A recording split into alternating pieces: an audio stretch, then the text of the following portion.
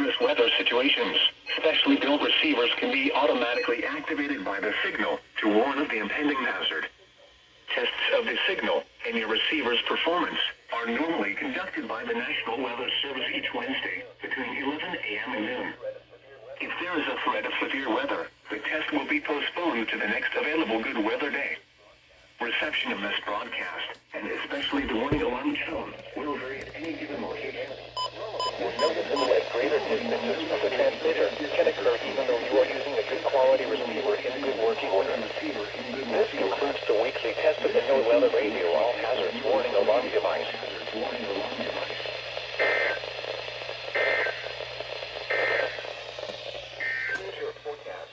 Here's your forecast for the Jack. Alright guys, before I quickly test well,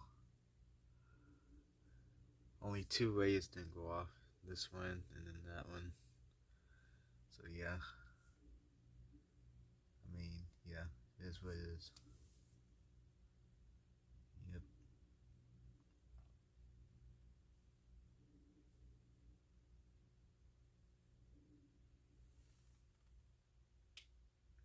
Haven't gotten these in a while.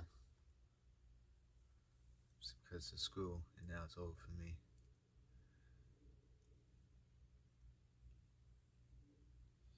Yeah, this one didn't activate.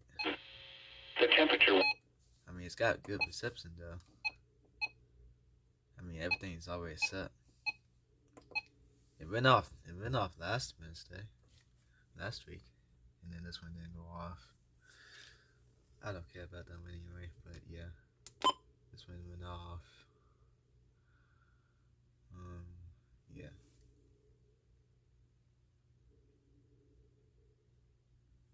And that one went off. This one went off. Yep.